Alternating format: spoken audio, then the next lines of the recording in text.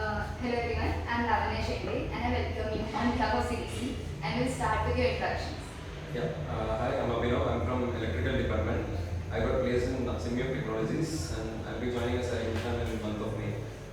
Hi, I'm Arvind and I'm from CSC branch. I got placed in trade and I'll be joining as an intern in January. Hello, I'm Anand Hegde. I'm in Computer Science Department. I got placed at Arista Networks. I will be joining as an intern from January. Hello, I'm Shashank. I'm from 4th year CSC department. I'll be joining Arista Networks as an intern from January and full time from July. Hello, I'm Karthik from CSC. I got placed in Onan Solutions as an associate DevOps engineer. I will be joining in the next May.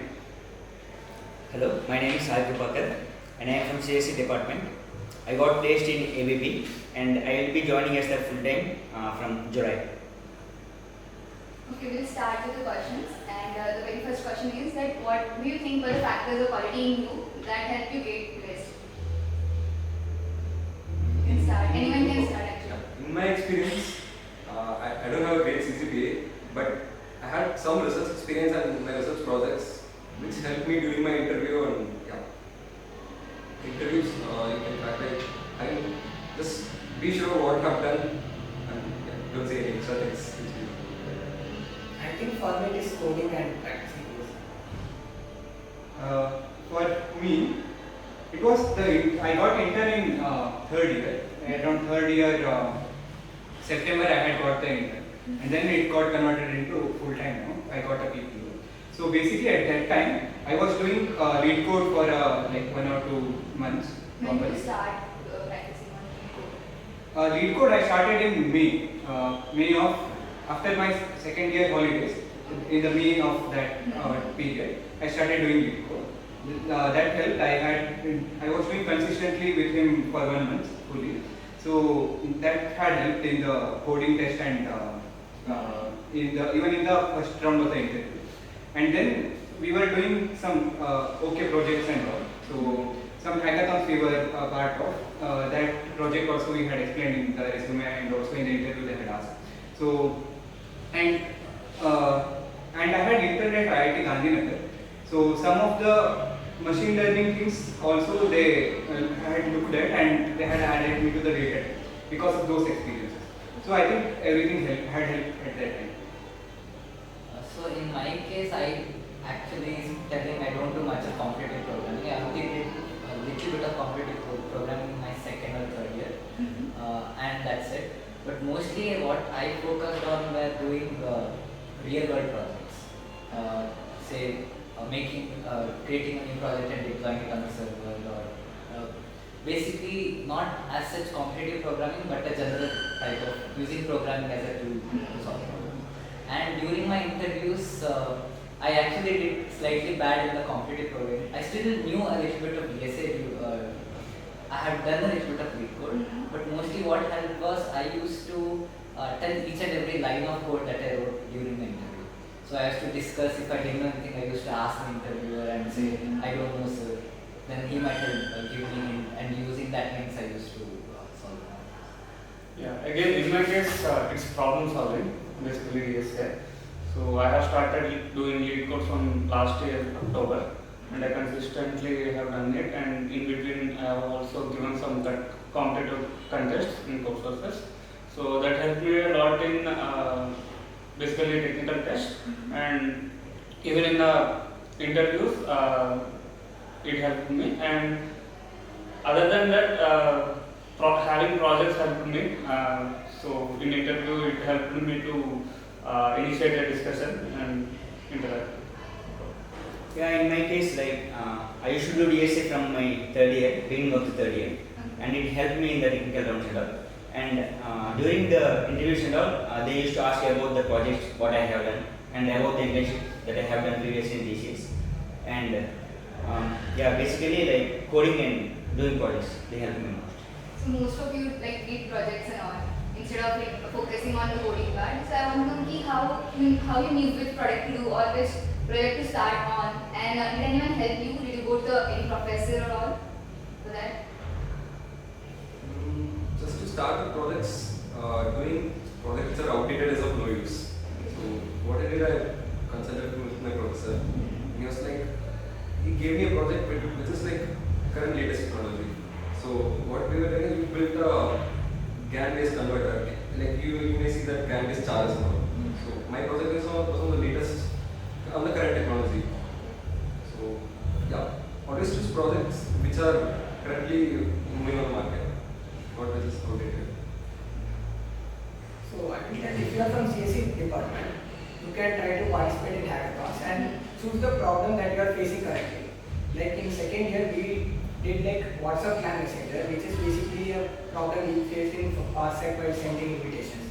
So try to solve some problems like that. And for me also, I was in the same team. One thing. And that thing was we did another project for. We were at the time of my interview. We were doing a project called NWKRTC bus tracking app. So I talked about that a lot in the interview. She asked many questions like why did you choose this, why did you do that and all. So that was a hackathon hosted by the Karnataka government bus services that we use daily. So those guys had a hackathon to track the bus basically. So we were participating in that. So that is very real world application and has a clearly a good use case. So that's how like we saw that hackathon only. That was also a hackathon 3 months From ago. where did you get that news? It was basically like I was just waking up, and then suddenly I saw on a moment somebody had randomly put a newspaper clipping. Okay, randomly it was not very. It was random. It was a random clipping of a newspaper that one of our friends had put on this thing, and then I realized okay, I had actually done few projects in ML with some things, but I didn't get that much interest in ML. So then when I saw this, I was like, okay, fine, let's do this. I just called them and So having a good network of friends work. yeah. Yeah, and for me, I think doing projects that will be used by people, at least in our case, it is the students of IT level, right? So we have many problems, so we can come up with projects that can help. So for example, in my second year, I teamed up and together to build a course planner basically. So before the starting of semester, you need to know which courses you need to take, whether they are classing or not. So and also we do have some opportunities in the campus itself, especially in CDC. We have basically a tech team. So I'm in tech team from third year, and I got opportunity to collaborate on this tech portal which we currently have. Currently it's being used. So basically doing real-time projects like which will be used somewhere will be a better thing. And also hackathons are very useful. You can do most of, like you can efficiently use the time, whether it is a week or 3 days or something, and effectively collaborate with the team. Yeah, when we come to projects, I didn't ask like professors or something like. If I have some interest in this web development kind of thing, I used to go to YouTube and I used to search the recent projects and all, and which are like mostly used by many people, and I used to learn those from the YouTube, and I have done some projects like that. And as he said, like as Karthik said, like hackathons also will help while we participate in that. We can get to know like how we can work in a group of so many people, and we can know about how we can go with the project. Were there any specific YouTube channels that help you? Yeah, I used to watch this code with Harry and Okay. yeah, for web development. Okay. So then, only what were the resources you used to kind of plan this interview? Any specific book or site or any courses that you took? So for code, we want to know. I It's guess- fine, it's fine, anyone will get So for the coding round and the some project round, you can go with lead code or code forces, anything is fine. Do consistently in one of them for at least 1 year before the interview. And 1 month before the interview, just revise everything you have done. And for good coding practices, try to get one internship before placement, it will help a lot.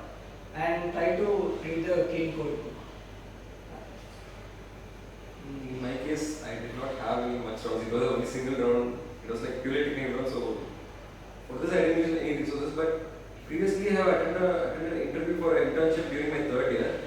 So it was for the Texas Instruments. So for Texas Instruments, there is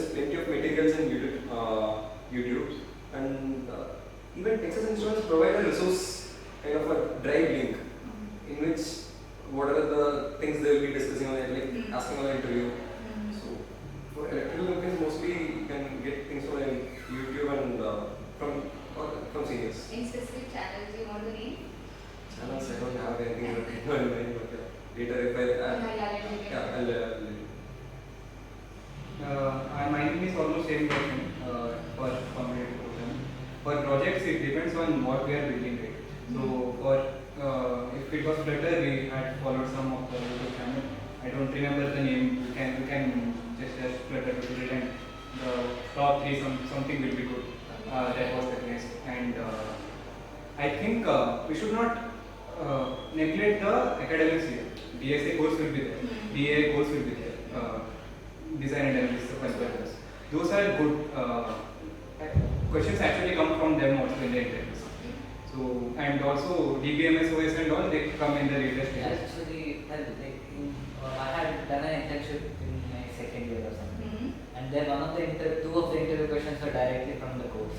DA course or DSA course? It was automated course. Okay, so courses are important. Yeah, courses are very important.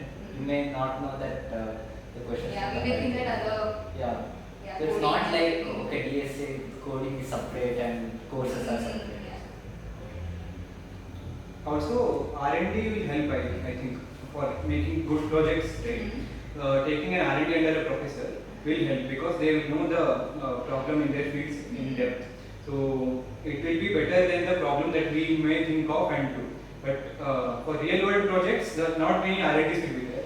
But you have to see the problem and do. But if it is in depth in the subject, right, doing an R&D under a professor will be very good.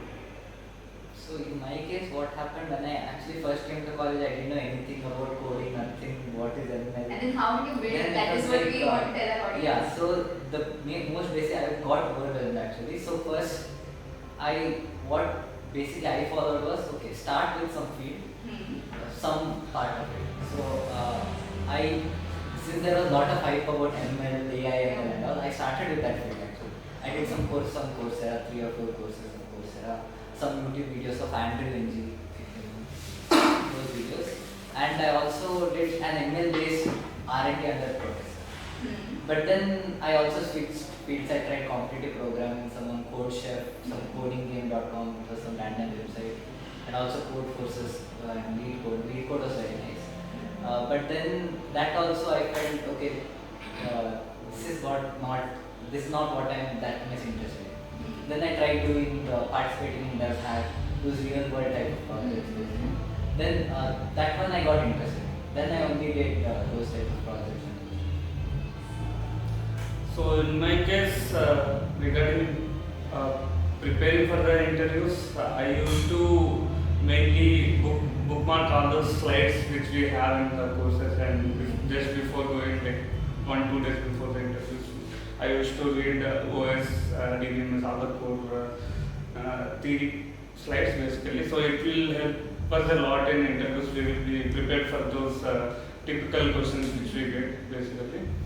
And regarding learning basically, so overall, whenever you are doing some project or something, right, like if you get stuck on it, so it might be case that in some YouTube videos the concept which is there, or like the internal logic, it might be different. So in that case, you can directly go to the official channel of the official help channel of it, like basically the documentation of some library. So there you can find exactly what it is instead of listening to what is. So it might be standard. If you follow it, it will be somewhat like you will find a flow in it. You know. But if you go to the standard, the documentation for learning itself, it will take a lot of time. Yeah. It is not for So learning. it's for doubt solving. Yes. There are some edge case or something that you may not know from the that you video. missed or something, and then we can The refer and documentation then give exact what is the variables, what is the and everything. For some softwares and all, there are good communities in Telegram and Discord and Slack and all. You can also follow that if you are learning. There will be already bugs people are facing. You can also even fix it sometimes. So find people who are facing the same Yeah, problem and then you can discuss get the that. things. Like in my case, if you ask me like for the preparation though, initially, it's better if you do coding from the beginning, at least one problem a day. Like there will be daily problems in lead code. It will Next be, year, different. mostly you can start from second year, after second year. Just Just to- years is fine. Just when you get started with DSA, start doing this. Yeah, that is second. Yeah. DSA will get the course in second year, DSA course. After that you can start. And after that, the core courses are also very important. In the third year we will get OS, networks and all. Those are also very important. And for that, I used to refer development schools in Geeks for Geeks Okay. websites, because if you want some particular topic, there will be like easily we can find, if we want to find some particular topic in the database or something, we can go directly and we can clarify our doubts easily and use to follow those. And before the interviews, it's better you. Now, as he said that when he came to the college, he was very beginner type of person. So if I come to the college and I am very clueless what to do, and I want to find out where my passion is and what I should do, so how should I start exploring? Talk to your seniors, professors. You have to explore on yourself. Like you have to explore what the others are doing. Let's say for electrical, somebody's work. My domain of interest is power electronics. So I'll be searching who are working for power electronics, and I'll be going and I should be asking them, like what should I start with. So this is all. You have to talk to professors and seniors. That's the way I get started. So in my case, in first year I was in electrical. I did a branch in. So the first whole 1 year I didn't do anything related to CSE. When I came to first year, I just asked some seniors and started with web development. And I didn't like it. Then after that, ML, that also I didn't like it. Then after that, I came to competitive programming. I liked it a bit. Then I started with a bit of backend. So yeah, similar to him, ask seniors and start by yourself. If you don't like, drop it and start the It's next about one. exploring, trying, Yeah. and then if you are not liking it, Don't then you hesitate go. for trying. You should try. Okay. See, And then again, one question I had that how do you know that how much time should we give to explore things? Because if I keep learn exploring for things, I should have some time. days. No, you can learn for some days, then try to build a project on it. After that, you will get to know if you like or Yes, not. building a project is very important. Yeah. Yeah. yeah, similar. Not You're fine. So it was like when I came to the college, I was overwhelmed with, like, there were many people who were already proficient in coding and stuff. So I used to ask them doubts, like from the course. Then later I got to know, okay, coding is not only till academics, it will extend to the real world and many things are there for it. So then I started, as I said, I started doing ML courses on Coursera and stuff. But the thing is, if you are actually interested in it, when you learn it and actually build a project, if you are satisfied with what you have built, like you get that sense of satisfaction. Okay, I have learned something and I have done Sense of something. achievement. Yeah, that is when you get to know, okay, this is what I am interested in. If you learn something for some time, create a project, and then you feel, am I doing, what am I doing? This is not that I am interested in. You will feel it. So, good thing is you have to explore a lot of things, and you should not ignore the mails that come.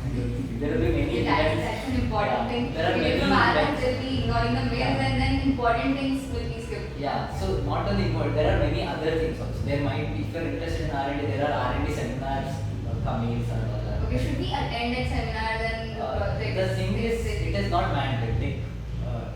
You need not attend it, but if you are actually interested in it, you can attend it. It's not like you ignore all the mails and then you go on with your work. There might be something in those mails that you might be interested in. Say there is a hackathon somewhere outside the college, you can attend those hackathons if you can, stuff like that. So mostly the important thing is trying. So you should try out different things. and in second year, Mahadev Prasanna sir had got given an opportunity for internship just after the second year that holiday period will be there. No? That was also in May only. If you are ignoring everything, you will just miss out an opportunity for internship full. So that much importance is there to see the mails properly.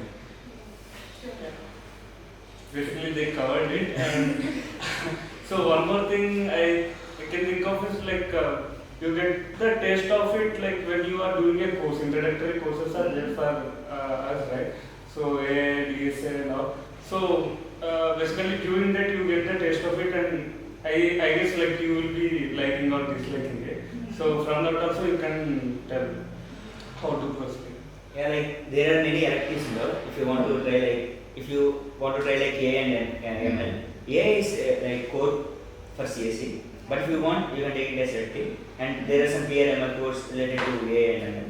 And if you take like you will understand like you will be doing one project at the end of the course, and if you can find like if you are liking it or not, and based on that you can proceed here.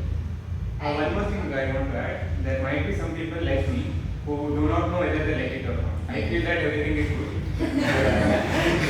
But don't like decide on one thing after at least your third year, second semester. So by sixth semester at least, decide on what you want to do. Do you want placement on higher studies or what do you want? Just if you are liking everything, it is fine. Right? Anyway, you will like if you go. So decide on one thing and leave the others. It will be like you said, it will be too much. Too much exploring and you won't get anything properly at the end. So I feel fifth or sixth semester you should stop exploring that much and just focus Stick on to one. one thing and then focus on that. Okay. I want to add one point. If you are deciding, try to decide it in within second year because you will have 1 year to prepare for something. So that's good. Correct. Yeah. Again, we're coming to the soft skills. Were there any specific soft skills that were valued by your company? We And don't- how did you? Okay, so question failed. No, I don't know. They might know. Soft skill. Like if you are going for off-campus placement, yeah, it will be useful. For some companies, the last round will be allocated only for soft skills, so prepare for it. There's something. Can you do this? You got like placement in college, they won't see much about this. Managing your time in college is very important. And how do you manage your time between academics and all the other things? Okay, so ask questions. No, there is no need. Yeah. Anyone can start answering. So basically, I am other than academics, I'm interested in playing video games mostly. I like to travel a lot. I want to be Dharwad a lot of times. So basically, maintaining a schedule is very important. Maybe not.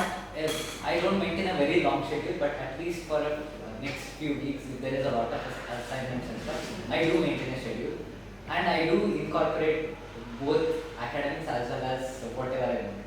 So if I say sometimes, okay, if I have a plan already, okay, I can say I can play game say this whole day, and from tomorrow I can start whatever I want. So if I don't have that schedule, I keep on playing, and on the next day then I don't do any work. Or if I start now and keep doing it, then I'll be only stuck in academics, then I won't have time to do other things. So once you get a sense of okay, how much time I require to do this, how much time should I do this, how much time should I code, how much time should I give for projects, stuff like that. Once you're done with that, then you can look into your extra curricular activities. You can keep time for it, you can keep time for playing sports, you can keep time for doing all that. So maintaining a schedule of what you want to do is important. So I have a lot of other stuff also going on. I was the part of interactive sports team last year and this year. Clubs also. Huh? Clubs. Yeah, clubs also, and I was the AI club secretary also, and now GH Tech also. So So how do you manage between these things? So- How do you juggle? basically I don't do everything at once. So when I was preparing for sports, I was mainly focused on interview preparation, so getting a placement, an internship, and the sports basically. So I used to play from like 2 to 3 hours daily, and also code 1 or 2 questions that is properly on this. And GS Tech work I am doing this year a lot. Now I am not focusing that much on placement. I had a PPO from the start of the year, so I was okay. This much I am satisfied, and let me do some GS Tech. So that way I am planning the things out. So yeah, basically mine is like one time I am focusing on one thing, not doing everything at once. Which is not that much recommended to say yes for many things. So you say I take up that restaurant, I take up that, I take up design, I take up coding, I do everything. You will get overwhelmed. So it is better to take a few of them and then do it properly. So it will help the team that is doing it. So I have faced a lot of people who will be like, I am in that team also, this team also, I won't be able to work in this team. So it is very important to select few things that you are interested in and give your time to that. Then too, after telling yes to someone, if you are telling then I can't give time, it will be very good. That's my scenario. So regarding, so there are some things you need to do continuously. So those things, it's better to make it as a habit, like daily, evening you need to do one coding question, or if you want to, and again you use Google Calendar properly. So just check whatever is scheduled tomorrow, like what are the deadlines. When it comes to academic, I am more like a deadline oriented. Like if it is at tomorrow EOD, then I will start tomorrow evening. Like according to the span of the assignment, we will start according to it. I think most of us do like that only. So That is not like yeah. Okay. Like initially the semester starts, like I used to prepare a calendar that this time I have this class, so that I won't forget, because if there are, it is very difficult to wake up early in the morning. If we made a timetable, we can go to class regularly. And apart from that, I used to play games. I like playing games, and I used to give the time for it like 2 hours evening. I used to give like from 6 to 8. I will go to play something, like for example volleyball and badminton. And after that, I used to come after 8, and I used to go for dinner and something. And after that, I used to switch more, like I should do something these 2 hours, and I used to work on that. Like Studying time. yeah, like if you have some assignments and all, you used to mostly I used to start in the last day of the assignment. Like Okay. if the deadline is today, I used to start today. Exactly about me, what I'm doing is like mostly I will spend my daytime for my R&D work or my research work. Then when I come back, I'll hang out with my friends or I'll go play badminton or something. And later in the night around 10 or 11, I'll start doing my hobby stuff. So yeah, I'll spend most of all my time by doing studies, everything. Most of the things they told, but I will add some points. Like they told academic assignment they start in the last month. I won't suggest that, because some of the assignments are actually good. So plan a good timing for that also. Suppose if you have a weekend deadline, you will have 2 days. Do 1 day full assignment and you'll be able to submit. And on the other day you can do rest of your activities like going out, playing something. And coming to planning stuff, use Notion. It is very good for planning and managing your tasks, everything, studies or playing time. So use. Having an impactful LinkedIn profile is very important. So how did you showcase your professional skills on that, and how would you tell us to build a good LinkedIn profile? If anyone can start. So I made the LinkedIn account after company in first or second year or something Okay. for the internship season. So then initially I didn't know how to make it properly. Then I talked to seniors, talked to my friends, saw their LinkedIn profile, and then we talked to each other. And okay, you added this thing. Did you add this certificate? Did you add this experience? Are you adding this description or that description? So basically, you won't be able to make it in one go. But I did one go. I made a profile. Then again asked others, okay, how did you make it? Then based on that, I improved the profile. And then some Coursera certificates were there, so I added those things. And some skills, if it's there in the LinkedIn profile, those things I also added. So these things I have not added at one go. I added a basic one, then I asked someone else, okay, they have added this, I have added that. Then I asked seniors, their profile. You look at other seniors' profile, other company, other employees' profile. You get a feel of, okay, how the profile should be. And then once you know what your interest is, you can orient your whole profile in that direction. So you keep on improving Yeah, your you keep profile. on improving Yeah. your profile. Nice. Actually, stalking will help there. Stalk many profiles to make a good one. You cannot start with a good one. Different. Can add something like make your about section, about me section very proper. Like your proper introduction of yourself, what you're interested in, and what you want to do.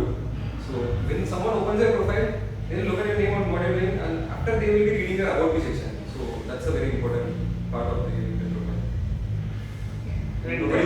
check all the certificates. Yeah, it's important, but yeah. But It about me will have great add your, impact. Yeah. About me section will have great impact. And the line comes below the name, right? Like CSA title, Harvard, and then Yeah. some important. Make that impactful. One thing is IIT is impactful. Write that you are in IIT, one thing. And the other thing is the current working experience that you are doing. Write that properly. Don't write some random. And make sure your coding profile is good, you can showcase that at LinkedIn. It will greatly help in off-campus interviews, getting resume shortlisted. How much ever you have maintained like your LinkedIn profile, it is very important to maintain connections. Mostly like you should be like sending many connections to HRs related to many companies and all. Then only your profile will be like valuable. Like everyone will be seeing you. Like you should main thing is like you should have many connections. Doing some activity basically so that you will get noticed. So be active on LinkedIn especially. And few, Posts and so I haven't done that, but yeah. Not regularly, I feel. but sometimes it is necessary, like Whenever you win something or yeah, like just to show that hey, I'm Yeah. And also having your profile picture is important. Few people miss out on it. Fine. Then, what advice would you like to give to your juniors or super juniors?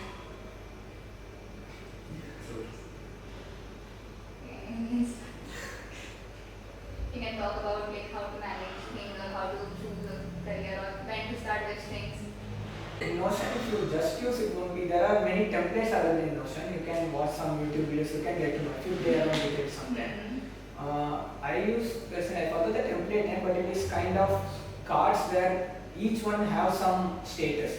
Like assume I'm working on a project. It will have how much far I am. Like I'm working or it is done. It is for review. Those kind of things. And if I'm doing assignment, how much I have gained. Those things. And there's a task list which I will be doing like a to-do list with some time. Those I can put on check mark, those kind of things. That is like the only one table which I am using. So you don't need to switch across tabs in Notion. I don't think we saw any one channel. there is not one channel that does everything that you start with. Depending upon which field you are in, your YouTube channel, your YouTube, Google will changes. So for coding, if you are into coding, there are different. For web development, there are like free code camps and stuff. If you are doing something else, there is a different type of YouTube channel for it. So basically, you need to first, okay, if you want to start with a field, you can Google about it. Google is very important. If you have any doubt, coding, whatever, you just Google it. From there, you get, okay, these are some things. Okay, you see some of them. If this is helpful, you follow it through. If it's not helpful, go to some other YouTube video, follow that, like that. And some people are really interested in off-campus placement like Google, Atlas and those kind of things. They need to prepare for system design interview. People usually stop in 2-3 rounds. Like for on-campus, they don't need system design interview. So for system design interview, I'll tell there are good books available from Alex to 2 parts. They can read that. If they finish their coding preparation by second year mid or third year mid, they can prepare for system design at least 6 months. That will help them crack off-campus interview. And also, after that in off-campus interview, HR round will also be difficult. They can reject there also. So for HR round, there is something called STAR method. They can Google it and actually prepare it. There will be some 100 standard HR questions you can prepare. And I think CDC sessions on these things had helped for resume building and the star method and all. I had heard it first time in the CDC session only in my second year. So attend these sessions also. And when any club conducts any competitions also, they will also be doing based on their experience only. They will also be good enough. It will be better if you attend all those things. Coding club or any technical clubs and CDC. CDC is there to help in these things, right? So at least attend those. And adding one more point, resume building. Most of the people here build their resume just before the interview, including me, like 1 or 2 months. Or if there's an interview, like say for internship in the third year, we build 1 month before that. Don't do that. Try building a good resume from the first year and just keep on improving it again and again. Choose a good template. You can ask seniors. We can also share. Usually we search through Google. We don't have any. You you can get many good later templates. Try using later only. And you can ask us also, we will share with us. Apart from resume, if you have time, make a portfolio page. Showcase all your projects, and like it's about yeah, you can have a proper portfolio website. Just you have to put the links on your let's say LinkedIn, or if you're on Twitter, you can put the link on the bio. So when people visit your profile, they can't directly get your resume, but you can put your resume and all the stuffs like projects in your web page, and it will have a more reach and impact. So if you have time, make a portfolio page. Yeah, actually it's true. Some of the off-campus companies ask portfolio in their application form as mandatory field, so you have to have a good one. Any tips on how to build a good portfolio? Again, it's kind of improving only. Start from the first year. There's meetup.io, you can host it there. Improve it. Again, talk some seniors. Many of us have good. Very interested in front end, then it is nice to make your own portfolio. But if you're not interested in front end, you are some other field and you're just making a portfolio to showcase, then there are existing templates for this thing. You'll get it on the website. Just go to GitHub and you'll get someone's template. And But if they are in first year or second year, building their own build, that itself is a project again. You can put it in your resume, the portfolio itself. Okay. One advice is we have a name necessary course, right? They will be telling you to make some HTML, CSS, that thing only. Make a portfolio website at that time. So when we had an assignment to make a portfolio website kind of thing for SSL, and then we didn't maintain it. We have to maintain it also. So after making it, if you just maintain it for your whole 4 years, it will be good. Start it there. Yeah, not specifically basically this topic. And one technical point for HR interview, there is a good resource by LinkedIn itself. You can check it. Anyone. What things do you think we should do so that it will help other students to get involved and will have better knowledge and better experience? let's say if CDC is like organizing some like resume building, resume building here. So it should be useful for the students. It should be voted with. Like if they need it, then it has to be there. Yeah. So regarding CDC efforts, like instead of bringing these generic sessions, they can focus on bringing role-specific sessions. Like there are many experts who can guide us through technical interviews, like what are the things. So if this has done after second year or in the start of third year, right, it will be really helpful to us, like how to face technical interviews and all. I think actually for product managers recently one session has started, so similar to that, like we need to have for other skills also. So I think the standard industry things, right, like having a portfolio website and all, make it mandatory for when you are say registering at CTC. Try to make it mandatory if possible. So that will also help, right? And for the resume and all, the session is okay, but if there is a feedback also, that will also be good. The resume building session was good as you told, but there were two things that were not good. One was it was online. It was kind of one-sided thing. At the end, only the seniors, like our batch, shared their resume. If it was offline and many juniors, it would have able to go. So do you think having offline events and offline sessions will help more? Yes, Yeah. we were up for this session to be offline.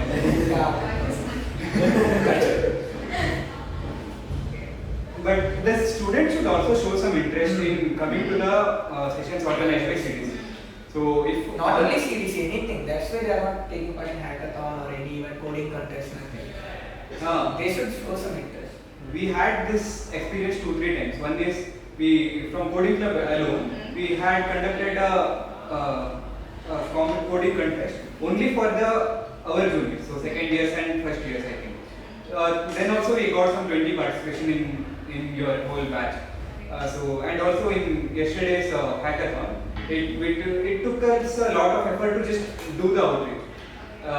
It doesn't feel nice to go and ask juniors to come to a very good session that we are organizing. So if students are following these things, it would have been a much better. I think how much ever outreach, how much ever events you conduct,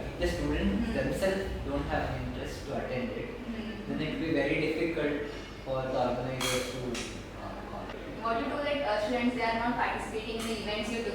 There might be another reason for it, that they are not that comfortable or they are not that good in this, that thing. So is there anything that we could do from our side? The thing is, nobody knows anything at the beginning. Yeah. Even But if you you know, have people, they zero are knowledge. hesitant to come and they Yeah, are hesitant to so try. just assume that everyone there is learning with you. You are just, okay, how you are a participant, that person is also a participant. They are So also that learning. only what thing you will try to give the advice to that people, that person who is thinking that maybe I don't know whatever other people, The other thing companies. is, you should tell them, if you don't participate, then you won't know. Like, There should be some kind of to orientation. know it, when you should come to this event. You will like, get to know how to code. You will get to know, okay, what tools that you have. So if you are hesitant, just ask us. We are here to encourage only. If you don't talk to us also, it will again be one-sided communication. We will be planning some events that you are not interested in, and then you You won't actually come. think that people are not interested. But Yes. Yeah. Whereas they are interested, but they are hesitant. Hesitant. Yeah. So you should talk to the people who are managing, who are the club secretaries and those things. If you talk to us, even to CDC, if you talk to the CDC and tell that we need these events to be done, then you can have some efforts. But if there is no communication about what we want in terms of ideas, it will be gone. Like some things are, one is if we know beforehand which companies are going to come and make, it will be a lot easier to prepare. Even that is not done. We don't know when bread will come. We don't know whether bread is coming or not. We don't know which companies are going to come. At least if you know, the CDC knows for sure that these companies are going to come, please make it okay. There will be many questions that only these companies ask. We can get that and prepare for those. Anyways, the companies will also, they also require people who are prepared. If we are prepared for the questions they want to ask and see us prepared in it will be better. One thing is there. And one more thing I like to add is, during when I got the offer letter, many of the times the deadlines were like, okay, the offer letter was given at 12, no, some form was given at 12, you have to fill it by 5. Right? Some form was given at 1, you have to fill it by EOD. Like, if it is possible for the CDC to say make it a more lenient time frame, it will be like you're forcing the student to do something. It's like, okay, do it by EOD, do it by do it by 3 hours, like stuff like that. So it would be more lenient if the CDC could discuss with the company to give a more wider time frame to sign or fill forms and stuff like that. Yeah, like Anand said, like it's better if you share the form like these all companies are coming, not exact date, but in this interval this company may come. We only know the company that CAT will come because of our seniors. Like for seniors, the CAT came. So we thought that CAT will come, but we don't know the exact time, like deadline, like at what time it will come. If we know beforehand that at this particular time it will come, we will be more prepared. Not only for CAT, but for many companies, like they can share some spreadsheet or something initially with all the students who have registered for CDC, and students will be more prepared for the company. And one more thing, if a company approaches CDC and the placement session, like the placement procedure has begun, so you just share the PR corresponding to the company, so who is responsible for the. So basically, what happens is if some like if you have submitted resume wrong and EOD like deadline has passed, then you can still talk with the PR and have like Get it corrected. get it corrected. Few things. So. Sharing PR details if possible is better, or any coordinator. So many people doesn't know whom to approach in case of unexpected things. Rules and regulations. I think there needs to be some validation.